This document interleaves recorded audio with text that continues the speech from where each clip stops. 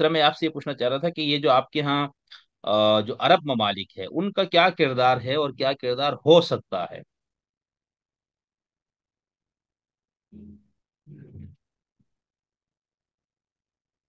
अरब ममालिक से अगर आपकी मुराद अरब ममालिक खलीजी ये। रियासतों, जी। अरब ममालिक से अगर आपकी मुराद खलीजी रियासतों पर काबिज शाही खानदान है। इराक से लेकर मिस्र तक ये जितने भी रियासतें इसमें आती है ना, ये सब अरब रियासतें हम कहते हैं, अरब ममालिक। ईरान को फिलहाल छोड़ हम देते हैं हम। हाँ, हम एक एक करके देखते हैं। इराक के बारे में आपका क्या कहना है? जी। इराक के बारे में आप क्या कहते हैं? इराक कहाँ खड़ा है? नहीं, ये तो आपसे पूछेंगे ना हम, आप बताएंगे। इराक तो इराक मुजम्मती हद तक तो साथ खड़ा है, मुजम्मत में और उसके इराक सारे कुछ में। इराक मज़ाहमत के महवर का सबसे बड़ा पुल है। सही है।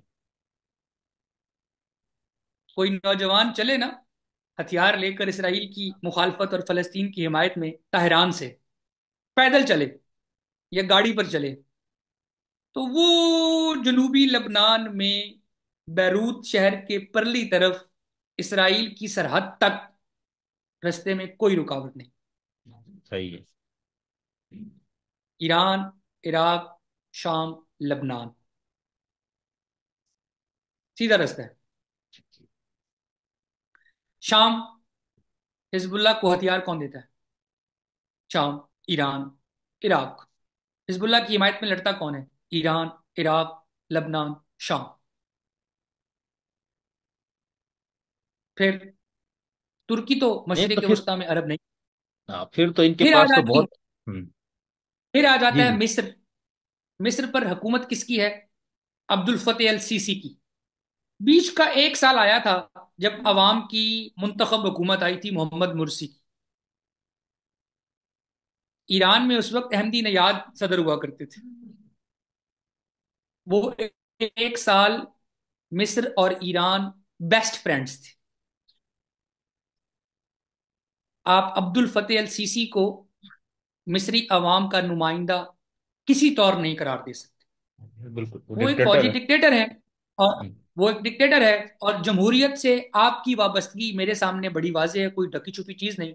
तो मैं एक जमहूरियत पसंद सियासत और मजहब और समाज के तालिब इल्म शमसुद्दीन से पूछूं कि कोई आदमी अगर फौज और हथियार की ताकत से मुंतखब सदर का तख्ता उल्टे और उसे फांसी पर चढ़ाए, मिस्र की हुकूमत क्या कहती है और क्या करती है, ये मिस्र के अवाम की नुमाइंदगी नहीं है। मिस्र के सही। अवाम गजा के लोगों के साथ है। ठीक। बहरीन के अवाम गजा के लोगों, अरबों में एक मुल्क है कुवैत, जो हमास का हामी है। पता है? कुवैत की तरफ से यह कहा गया है कि कुवैत वो दुनिया का आखिरी मुल्क होगा जो इसराइल को तस्लीम करेगा। कतर हमास का दफ्तर है। इन दो ममालिक के हुक्मरानों ने, जो वहां पर जायज हुक्मरान इसलिए नहीं करार दिए जा सकते कि हुकूमत का जवाज अवामी हिमायत है, ये शरई तरीके से। शरीयत भी ये कहती है कि हुकूमत वही जायज होगी जो अवामी हिमायत से आएगी। चलो, शरीयत जो को रहने देते जमहूरियत, हैं, हम सियासत की बात करते हैं। हम उस शरीयत की बात करते हैं जो जमहूर का कॉल है, जो आपका कॉल है, जो मेरा कॉल है, जो हर एक पढ़े लिखे नहीं आदमी हम। का तस्वुर, जो हर पढ़े लिखे चलो आदमी इस। का तस्वुर है कि ठीक है, ठीक। हुकूमत बैलेट से आती है, बुलेट से नहीं आती। हम्म। ठीक। मशरक वस्ता मशरक वस्ता के हुक्मरान अगर अपनी हुक्मरानी को दवाम देना चाहते हैं, बरकरार रखना चाहते हैं, तो उन्हें आज नहीं तो कल अपने लोगों को इसराइल के खिलाफ एहतजाज करने का हक देना होगा और उन्हें अवाम के साथ चलना होगा। अगर किसी को कोई हकीकी मिसाल चाहिए तो वो मोहम्मद बिन सलमान का एटलांटिक अखबार में छपने वाला वो टेलीफोन कॉल का मुफस्सल अहवाल पढ़ें, जिसमें उन्होंने कहा है कि पर्सनली मुझे फ़लस्तीनियों की परवाह नहीं, लेकिन क्या करूं, मेरे मुल्क के लोगों को है। अब शहजादा फरहान बिन सऊद बिन अब्दुल अजीज, जो कि सऊदी अरब के वजीर खारजा हैं, वो बारहा कह चुके हैं कि हम इसराइल के साथ उस वक्त तक सिफारती तल्लुकात कायम नहीं करेंगे जब तक एक आज़ाद और बालादस्त सॉवरन फ़लस्तीनी रियासत कायम नहीं होती। तो मराकश के और सूडान के और बहरेन के और यूएई के इसराइल से तल्लुकात हैं। बहरेन की शाही रियासत क्या बहरेन के अपने लोगों की नुमाइंदा है? और नहीं, नहीं। शुक्रिया। नहीं बादशाहते हैं ना, तो वो बादशाहत की अपनी एक वो है, उस पे हम आपसे इसलिए बहस इस वो पे बात नहीं तमाम कर रहे। बादशाहतें आप अमेरिकन गारंटी। जमहूरियत आप जमहूरियत को दीन मानते हैं, तो आपके नजदीक ये सब कुफर हो गया। मैं सियासी इस्तिलाह में कह रहा हूँ, वो मजहबी मफहूम में नहीं। तो भाई हम तो, अगर मैं मिसाल के तौर पर जमहूरियत का मुखालिफ हूँ, तो मुझे कोई मसला नहीं है। समझे ना, ये इसलिए मैं इस बहस में नहीं पढ़ रहा हूँ आपके साथ ना, हम कि भाई आप ये कह रहे हैं नाजायज नाजायज, तो मैं कह रहा हूँ भाई ये तो आप और हम कौन है नाजायज आज कहने वाले। आपका मैं जमहूरियत, आपका एक तर्ज हुकूमत के तौर पर आपने उसको एक हतमी आफाकी सच्चाई के तौर पर आपने उसको तस्लीम किया हुआ है। अब आप उसी के मैदान में सबको तोलते हैं ना। तो इस वजह से आपको बार बार ये कहना, मैं आपसे इत्तेफाक करना जरूरी नहीं है। बाकी हम खुद ठीक है। जमहूरियत को मानते हैं। एक आपके सेकंड, मुल्क एक में सेकंड। अगर इस, जी जी। हाँ, मैं आपके सवाल का जवाब देता हूँ। आप और मैं दोनों जानते हैं, और हमारे देखने सुनने वाले भी जानते होंगे कि इसराइल को हथियार फराहम करने वाले तीन बड़े ममालिक अमेरिका, बरतानिया और जर्मनी है। आज भी, अभी भी। ब्रिटिश ब्रॉडकास्टिंग सर्विसेज बीबीसी बरतानवी रियासत की मिल्कियत चैनल है। बीबीसी उर्दू ने आज एक तफसीली मजमून शाया किया है 4 घंटे पहले, जिसका उन्वान है अरब कहाँ है, फलस्तीन के मुस्लिम हमसाए माजी की तरह उसकी हिमायत क्यों नहीं कर रहे। हम ये तवील मजमून नहीं पढ़ते, हमारे नाजरीन खुद पढ़ लें।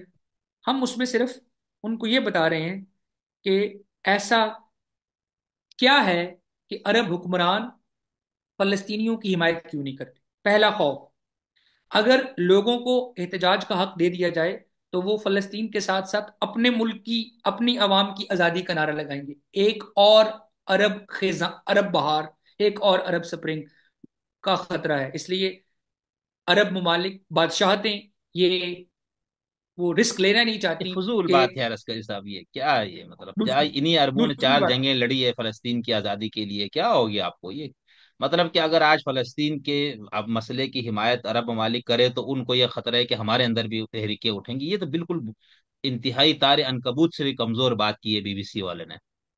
बिल्कुल ठीक। आपका एतराज सर आंखों पर। फिर से मैं बात करता हूँ, आप बात सुनते नहीं है, भाग पड़ते हैं एतराज करने के लिए।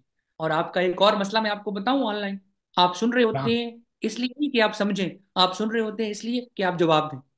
नहीं नहीं, मैंने इसीलिए आपको 15 मिनट मैंने एक लफ्ज नहीं बोला है भाई, क्या हो गया आपको।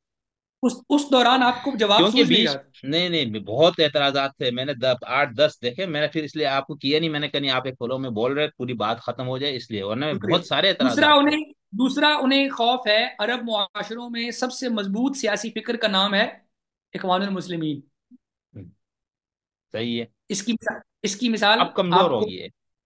इसकी मिसाल आपको मिस्र के मोहम्मद मुर्सी के इंतखाबात से मिल सकती है। इसकी मिसाल आपको अल्जीरिया से मिल सकती है, अल नहदा पार्टी से। वो इसकी खत्म मिसाल हो गया ना, आपको अन्नहज़ा ने रुजू कर लिया भाई, ये इसको छोड़ दे, ये अल इख्वान, ये पॉलिटिकल इस्लाम का दौर लग चुका है। अभी सिर्फ वो हमारे यहाँ जो शिया दुनिया में विलायत फकीह वाले, अफगानिस्तान में तालिबान वालों ने इसको पकड़ा हुआ है, बाकी दुनिया इससे आगे निकल चुकी है। ये कोई खतरा नहीं है अब अरबों के लिए इख्वान मुस्लिमीन की आइडियालॉजी। बिल्कुल ठीक। और सबसे बड़ी बात जो है, ईरान के किरदार का खौफ है। अरब ममालिक की बादशाहतों को ये लगता है कि अगर हम मसले फ़लस्तीन पर फ़लस्तीनी अवाम की हिमायत करें और अपने लोगों को ये आज़ादी दे दें कि वो इस सारे सिलसिले को बढ़ चढ़कर चलाएंगे, तो बहुत हद तक मुमकिन है कि ईरान और उसकी खारजा पॉलिसी हमारी रियासतों को और हमारी रियासतों के लोगों के जहनों को हाईजैक कर लेंगे। ये बीबीसी वाले कहते हैं। और आप इससे इत्तेफाक नहीं करते, हम अपने नाजरीन पर ये बात छोड़ देते हैं कि वो फैसला करें ऐसा ही। कि अरब ममालिक किस वजह से फलस्तीनियों का साथ नहीं देते। और ये भी हमारे अच्छा। नाजरीन फैसला करें, और ये भी हमारे नाजरीन फैसला करें खुद कि उन्हें क्या लगता है कि अरब मुआशरे अरब हुकूमतों के तर्जुमान है या अरब हुकूमतें अरब मुआशरों की तर्जुमान है। वो ये खुद फैसला करें। बिल्कुल। अच्छा शहजाद साहब, बहुत अच्छा आपने बताया। मैं देखे अब बार बार हम जब अरब को नक़्द तनकीद का निशाना, अब तो शुक्र है हमें को यहाँ से अभी तक कोई दीनार दिरहम भी नहीं आ रहे। कोई बंदा ये कह गया तुम उनकी जो है ना हिमायत पे कभी बोल पड़ते हो ना दोमान आ रहे कि हम उधर की हिमायत कर रहे हैं, ना डॉलर आ रहा है। खैर ये तो अजरा एक। तो कहने को आता है कि एक तो ये ना कि हम अरबों के किरदार को बिल्कुल ऐसा बना के, आपने भी पिछले उसमें भी ये पेश किया, अभी भी ये कर रहे हैं कि जैसे है ही नहीं। बिल्कुल नहीं तो ऐसा हमने पेश आपको किया। उस वक्त सुन लीजिए। मैं अपने नाजरीन से गुजारिश करूंगा कि पिछली वीडियो खोलें, वो जो 2 घंटे 40 मिनट वाली है, और उसमें जो मेरा जवाब है कि अरबों ने क्या किया वो सुने। उसमें आपको पता लगेगा कि शमसुद्दीन जो मुझ पर इल्जाम लगा रहे हैं, मैं बिल्कुल उसके एन उल्ट बता रहा हूं। और शमसुद्दीन आज जो अरबों के हामी बन रहे हैं, वो उस वीडियो में एन उनके मुखालिफ बने हुए हैं। जी। तो मेरा मकसद ये है कि अरबों का उस वक्त, यानी पुराना जो इनका किरदार था ना, जंगे फलां ये वो, इस वक्त हमास ने किसी से पूछ के कोई इजाजत लेके अरबों को बता के एतमाद में लेके तो हमला नहीं किया ना। अब जैसे मैं आपको आके थप्पड़ मारूं और उसके बाद आपका यार मेरे फलां जो पड़ोसी या वो मेरी हिमायत में नहीं है, तो भैया हम आप मुझे कूटे, मैंने आपको छेड़ा, आपने मुझे कूटना शुरू किया। अब मैं कहूँ यार फलां बंदा मेरी मदद के लिए नहीं है, अभी क्यों आएगा, मेरे पंगा लिया था ना। तो इसलिए अब हमास का ये समझना, अब एक मिनट, शमसुद्दीन अब अब इस बस वक्त उसकी सबसे बड़ी, सबसे अब मैं काट भारी रहा हूं। जिम्मे, आप एक सुन ले। सेकंड एक सेकंड एक सेकंड, अच्छा। वजाहत जी जी। जरूरी है। जी वजाहत जी। जरूरी है। जी जी जी। शमसुद्दीन ने अभी जो बात इरशाद की है, इरशाद इरशाद इरशाद। हम अपने नाजरीन मैं अपने नाजरीन से ये गुजारिश करता हूं कि शमसुद्दीन साहब ने जो अभी बात की है कि हमने आपसे पंगा लिया है और आपने हमें मारा है, आपके लिए लाजमी हो गया है कि आप वो वाली वीडियो जाकर सुने, क्योंकि शमसुद्दीन वो वीडियो भूल चुके हैं। 2 घंटे 40 मिनट इन्होंने समझा था कि 6 अक्टूबर 2023 को भी गजा पे इसराइली बमबारी हुई थी और मगरबी किनारे पर इसराइली बमबारी चल रही थी। 7 अक्टूबर के हमले से बहुत पहले शिरीन अबू आकला अल जजीरा की फलस्तीनी सहाफी की खोपड़ी में गोली मारी जा चुकी थी। 7 अक्टूबर से बहुत पहले 2005 से लेकर 7 अक्टूबर 2023 तक गजा के इर्द गिर्द मुहासरा था।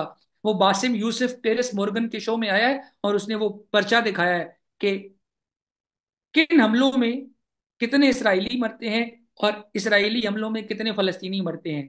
तो आगाज 1948 15 मई से जो तसलसल के साथ जुल्म ज्यादती फलस्तीनियों पर हो रही है, उसके मुकाबले में ये 7 अक्टूबर चिड़िया के पर बराबर भी चीज नहीं है।